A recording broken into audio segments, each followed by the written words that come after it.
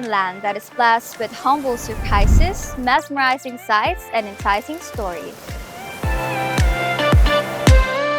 This town is a little paradise nestled in the northern Philippine archipelago.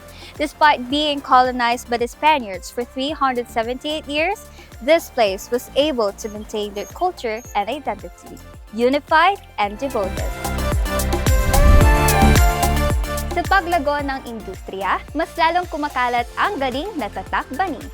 Banians are grateful people for receiving a bountiful harvest of watermelon. As Thanksgiving, they celebrate Pakwan Festival. Reconnect with nature and unwind with astonishing adventures. Let me, Denise, your travel wanderer, take you to an unspoken yet undoubtedly holiday-worthy destination.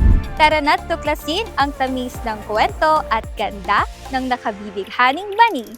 Simulan